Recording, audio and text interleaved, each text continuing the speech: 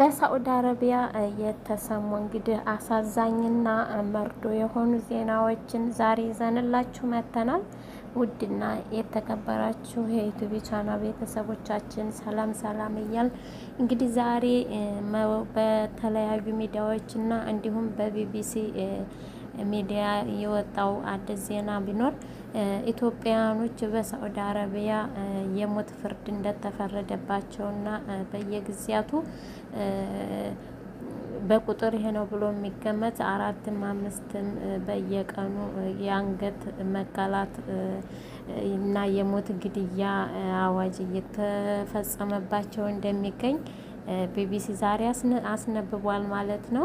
እሱም እንግዲህ እንደምታዩት በሳዑዲ አረቢያ የሚኖሩ ብዙ ኢትዮጵያውያን በሀገሪቱ ላይ በሚኖሩ ሰዓት የሀገሪቱን ወንጀል ተላልፈው ስራ ከማጣት ገንዘብ ለማግኘት ካላቸው ፍላጎት የተነሳ አንጻር እንግዲህ እኛ አበሻዎች ብዙ ድክመታችን ገንዘብ ነውና ገንዘብን ትኩረት ላይ በመስጠት እና ችግራችንን እናራግፋለን ወይም ችግራችንን እናባረራለን ብለን በማሰብ ወይም ደግሞ ንጹህና እንደዚህ ሰርተን የምንተዳደርበት ስራ በማጣት በቃ ከሳጥቼ ተሚርበኝ አጥቼ ሰው ከምለምን አጥቼ ሀገሬ ከሚገባ በቃ የሆነ ወይ ልሙት ወይ ልዳን ብለው የሚሰሩት ስራ አገሪቱ የማትፈቅደው ይህ ወንጀል ስራ የሆነ አደንዛዥ እጽና አረቄ ማውጣት ስራዎች እንግዲህ በጣም የተከለከሉና በሳዑዲ አረቢያ አደንዛዥ እጽ የሞት ፍርድ የሚያስፈርዱ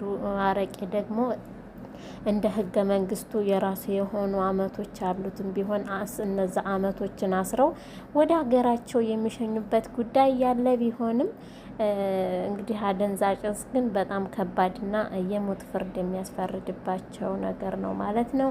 እና እንግዲህ እንደዚህ ወንድሞቻችን በብዙ መንከራታትና በብዙ ልፋት ተበድረው ብዙ መከራ ባህሩን፣ በረሃውን፣ ድንበሩን፣ ጥይቱን አልፈው ሳዑዲ አረቢያ ከገቡ በኋላ ስራ ሲያጡ በጣም ተስፋ በመቁረጥ የተነሳ እንደዚህ አይነት ስራ ውስጥ ወይ እንሙት ወይም ደግሞ እንኑር ብለው እንደዚህ አይነት ስራ ውስጥ እየገቡ ብዙ ወንድሞቻችን በማያሳዝን መልኩ ህይወታቸው ተቀጥፏል ማለት ነው።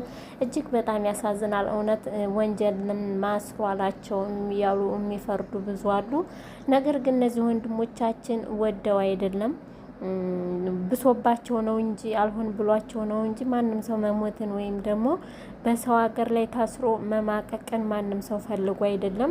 ነገር ግን እነዚህ ወንድሞቻችን ከሀገራቸው መጥተው ምንም ስራ ሳይሰሩ እጃቸው ላይ ገንዘብ ምንም ሳይኖር የሚበሉበት የመጡበትን ሳይከፍሉ ሲቀሩ በጣም እየተናደዱና እየተበሳጩ ያንን ለመሸፈን በሚነሱት ቁጭትና ንዴት የተነሳ ወደዚህ አይነት ስራ ውስጥ በመግባት ብዙዎች ወንድሞቻችን በጥይትና እንደዚህ በሞት ቅጣት እየተፈረደባቸው አተናቸዋል ማለት ነው። እንግዲህ ዛሬ ይዘንላቸው የመጣ ነው መግለጫው ቢቢሲ እንዳስነበበው በሳዑዲ አረቢያ የታሰሩ የኢትዮጵያውያን ስደተኞች የድረሱልን ጥሪ ሲያሰሙ ከሞት የሚያስጠላቸው አካል ጠፍቶ በየተራ በሞት እየተቀጡ ነው የሚል ነው።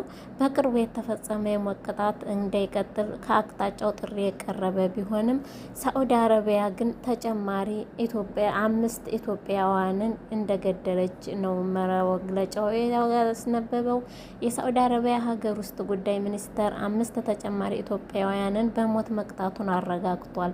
ወደ ሀገሪቱ አደንዛዥ እጽ በድብቅ ሲያስገቡ ተይዘዋል የተባሉት ኢትዮጵያውያን በሞት የተቀጡት ትናንት ሰኞ ሐምሌ 20 2018 ዓመተ ምህረት መሆኑንም ተገልጿል።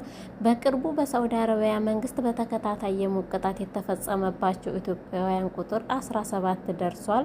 ከዚህ ቀደም በሰኔ ወር በተከታታይ 9 ሚያዝያ 13 2018 ዓመተ ምህረት ደግሞ 3 ኢትዮጵያውያን በሞት የቀጣች መሆኗን ተገልጿል ማለት ነው። የሳዑዲ አረቢያ የሀገር ውስጥ ጉዳይ ሚኒስቴር በመግለጫው የጸጥታ አካላት ወንጀለኞቹን በቁጥጥር ስር ውለው ባደረጉት ምርመራ ጥፋቱን መፈጸማቸው በመረጋገጡ ክስ እንዲመሰረትባቸው ተደርጓል ተብሏል። የፍርድ ቤቱ ውሳኔ ላይ ይግባኝ ተጠይቆ የነበረ ቢሆንም ጠቅላይ ፍርድ ቤቱ ብይን በማጽናቱና በሸሪሃ ሕግ መሰረት የንጉሳዊ ትዕዛዝ ተፈጻሚ እንዲሆን መደረጉ ተገልጿል ይላል። ቀደም ሲል ሐሚስ ሙሺት በተባለው እስር ቤት ቢያንስ 63 ኢትዮጵያውያን ከአደንዛዥ እጽ ጋር በተያያዘ የሞት ቅጣት እንደተጋረጠባቸው መገለጹ ይታወሳል። እንደ ሁማን ራይትስ ሰዎች ያሉ ዓለም አቀፍ ሰብአዊ መብት ተሟጋች ተቋማት የኢትዮጵያ መንግስት በዲፕሎማሲው ጫና ዜጎችን ከሞት እንዲያስጥል ጥሪ ማቅረቡም ይታወሳል። መንግስት የቀረበለትን ጥሪ ተከትሎ የዜጎቹን ደህንነት ለመጠበቅ ጥረት እያደረገ መሆኑ የገለጸ ቢሆንም በተደጋጋሚ ጥሪ ከቀረበ በኋላ 14 ኢትዮጵያውያን በሞት ተቀጥተዋል ይላል። አሁንም የመገናኛ ብዙኃን ከ200 በላይ ኢትዮጵያውያን በሐሚስ ሙሺት በተባለው የሀገሪቱ እስር ቤት የሞት ቅጣታቸውን እየተጠባበቁ መሆኑ ዓለም አቀፍ ሚዲያዎች ዘግበዋል ይላል ማለት ነው።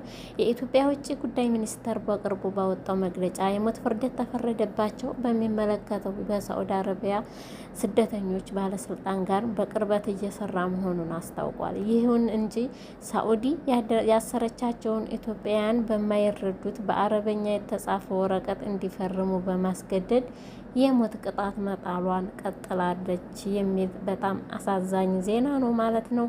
የምር በጣም ከባድ ነው። በሰው ሀገር ላይ ቋንቋውን በማታውቀው ሀገር ላይ ጠያቂ በሌለበት ሀገር ላይ ወገን መጥቶ በማይጠይቅህ ወገን መጥቶ በማይከራከርልህ ሀገር ላይ በእንደዚህ አይነት ነገሮች ብዙ ወንድሞቻችንን ቀን በቀን እያጣን መሆኑ በጣም ያሳዝናል።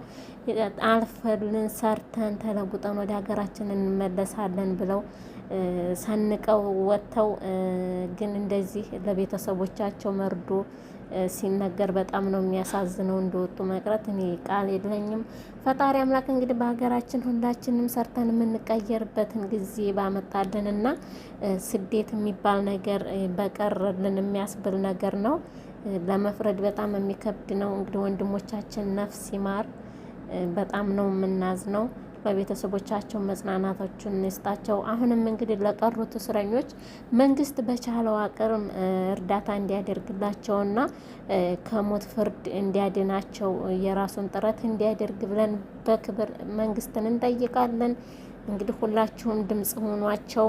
ይሄንን ለማለት ነው ዛሬ የመጣ ነው። አብራችሁን ስለነበራችሁ እናመሰግናለን።